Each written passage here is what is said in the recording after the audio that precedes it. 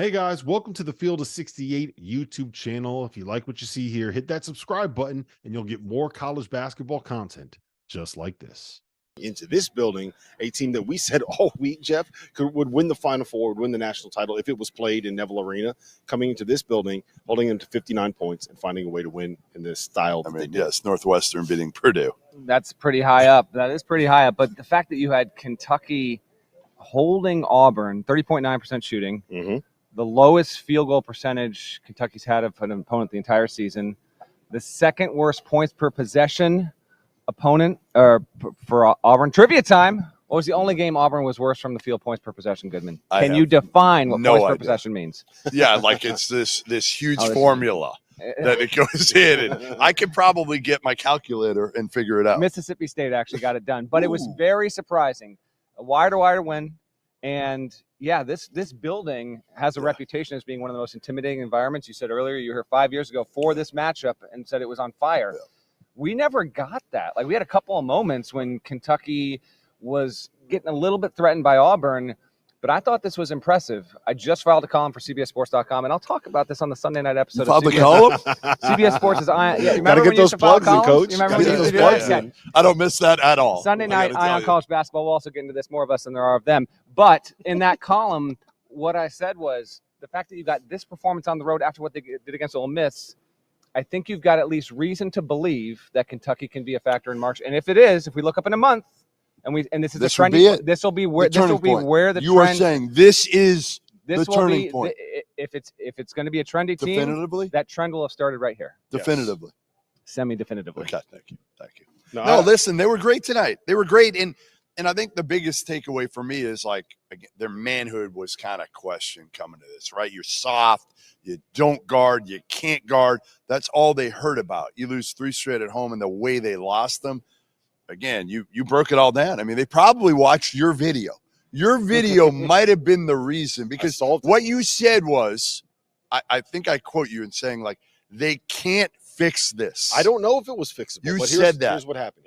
They fixed it. Yeah, here's the difference. One, go look at the box score. How many minutes did Ugonna and Yeso play tonight? A lot. 36 minutes. A lot. Well, you had to, because, again, no Trey Mitchell, which is another huge factor that they were able to do. But is it? I think it helps. I think it helps them defensively that Trey totally Mitchell's does. There. Trey Mitchell's a great player, and I think that he's not a good defender. He's not what Onyesu is. And I think that they found something these last 2 games, right? And I will see if this is something that Cal leans into. One thing that we have seen this year is the success that Kentucky has had playing this more up-tempo spread style. Like, he's leaned into it, right? And now I think we know what their best lineup is, right?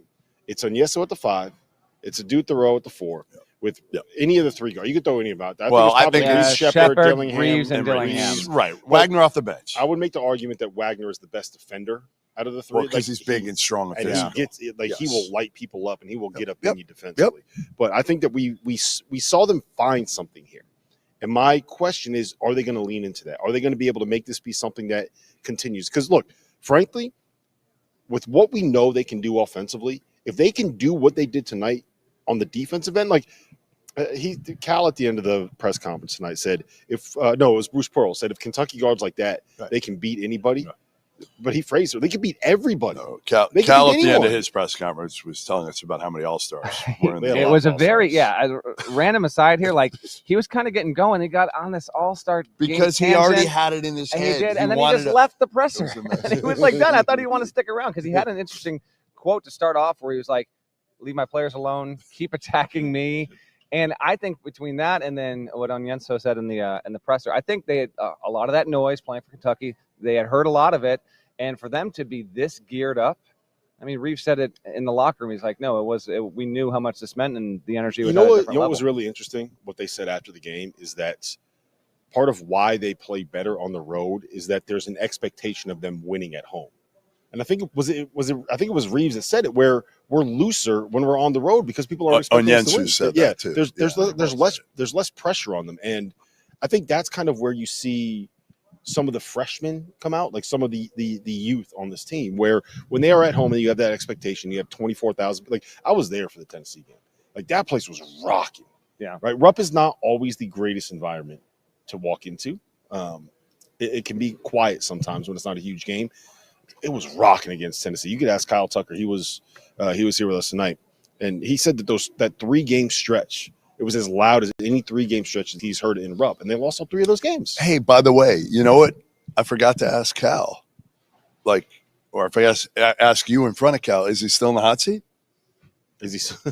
Look, Dauster put him in the hot seat, literally at Rupp Arena. At Rupp Arena after the Tennessee loss, he put him on the hot seat. So he's doing what I do. Misquoting me on purpose. It is what it is. You deserve it. I deserve that one. No, it was. If they are, let's kind of go big picture on this, right? Mm-hmm. We have all reached this conclusion where UConn and Purdue are the 2 best teams in America. If we can say that the defense that we've seen out of Kentucky these last 2 games, and just say it's happening the next but you can't. I have a thought on this, but continue. But you can't say that their A game, yes, their A game is probably the 3rd best team in the country. Can you let him finish? Please? Yes. Let me set finish the question. But I'm saying you can respond. I know what you're going to say. Okay. What am I going to say? I don't know. Yeah, there you go. Incredible podcasting, by the way. If they are going to guard at this level, where do they rank? My caveat is they cannot consistently guard at this level.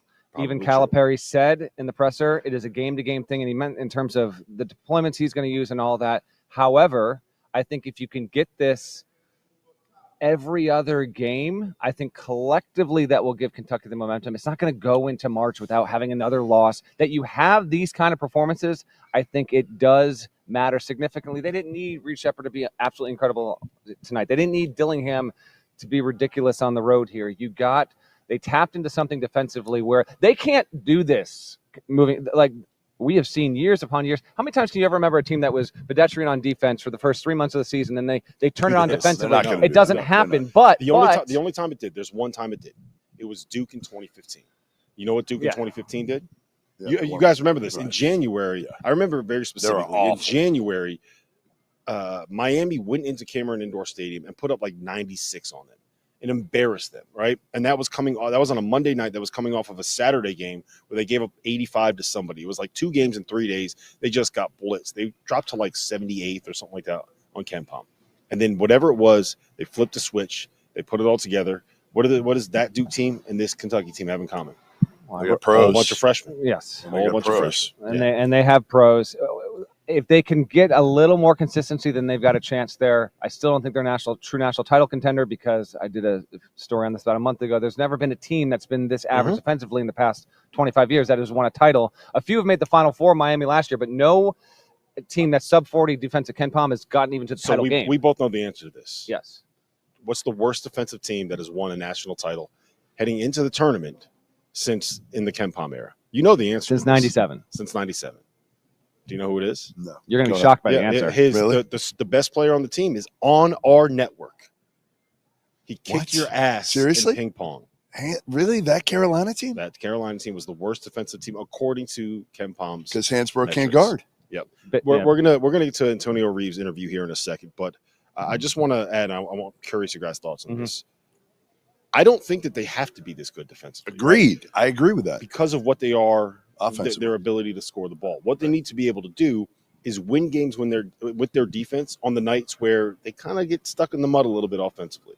And I think that's what we saw tonight. That's kind of what we saw against Ole Miss. Like, can they win games with toughness? They got to be consistently average defensively. Don't be awful. Don't give up 90. Because if you're going to give up 90, honestly, you're going to get out. You're going to get bounced from the tournament. Now, but okay. They beat Ole Miss at home. But Mississippi has not been a metric star in the entire season. We'll see on that. And then Auburn, it has been better as of late, but it did get boat raced at Florida, and so you have that's here. So their point guard play is so underwhelming to me. Well, let's get into that. Let's get into Auburn in a second. Yeah. We were able to catch. Thank you for watching the Field of 68. If you've enjoyed what you've seen here, hit that like button, share this link with your friends, or check out the description for some other places that you can consume Field 68 content.